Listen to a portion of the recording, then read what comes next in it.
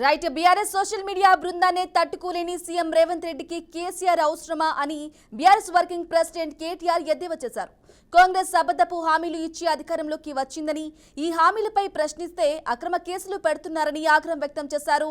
ఇక హైదరాబాద్ లోని తెలంగాణ భవన్ లో కొడంగల్ నియోజకవర్గ బీఆర్ఎస్ నేతలతో ఆయన సమావేశమయ్యారు. ఈ సందర్భంగా ఆయన మాట్లాడారు. 100% రుణమాఫీ చేశామని ప్రభుత్వం ఓవైపు చెబుతుందని, అదే నిజమైతే తాను రాజకీయ సన్యాసానికి సిద్ధమని సవాల్ చేశారు. ఇక పూర్తి స్థాయిలో రుణమాఫీ చేశామని నిరూపించాలన్నారు. 12,000 కోట్లకు మించి రైతులకు రుణమాఫీ కాలేదన్నారు. లగచర్ల ఘటనలో అమాయక రైతులను మాజీ ఎమ్మెల్యే పట్నం నరేందర్ రెడ్డిని అరెస్టు చేసి 35 రోజులు అవుతోందన్నారు. పంచాయతీ జిల్లా పరిషత్ ఎన్నికల్లో రైతులు కాంగ్రెస్ కు బుద్ధి చెప్పడం ఖాయమన్నారు. ఇక రేవంత్ రెడ్డికి ఓటీసీ గెలిపించినందుకు కొడంగల్ నియోజకవర్గ ప్రజలు బాధపడుతున్నారన్నారు. కాంగ్రెస్ ఏడాది పాలనలో ఎవరూ సంతోషంగా లేరని కేటీఆర్ తెలిపారు. నక్క వినయాలు ప్రదర్శించుకుంటూ రేవంత్ రెడ్డి అనే ఒక నక్క మొత్తం రాష్ట్రం అంతా తిరిగి అరిచేతుల వైకుంఠం చూపెట్టి ఎవరికి ఏది కావాలంటే అది ఇస్తా అన్నాడు. డిసెంబర్ 9 నాడు ఉరుకుండ్రి, మీరు రుణం తెచ్చుకోండి, 2 లక్షల రూపాయలు తెచ్చుకోండి, నేను వస్తూనే ఉన్నా, సంతకం పెడతా. ఏది పోయిన డిసెంబర్ 9 2023 అది పోయింది. సంవత్సరం దాటింది, ఈ డిసెంబర్ 9 కూడా పోయింది.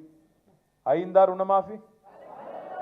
2-3 సార్లు రేవంత్ రెడ్డి కాంగ్రెస్ వాళ్ళు ఆడాయిడ మాట్లాడినరు. ఏమని? రుణమాఫీ చేసినామని. అంటే నేను ఒక్కటే అన్నా, దమ్ముందా? పోదామా?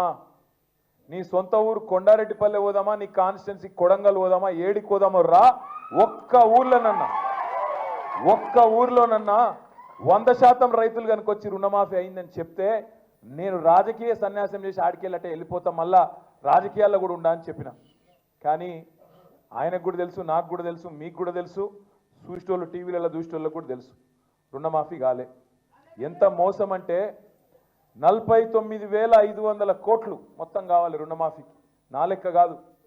రేవంత్ రెడ్డి ప్రభుత్వంలోకి రాగానే మొట్టమొదటి వారం 10 రోజుల్లోనే state level bankers committee meeting పెట్టిండు, బ్యాంకులతో మీటింగ్ పెట్టిండు.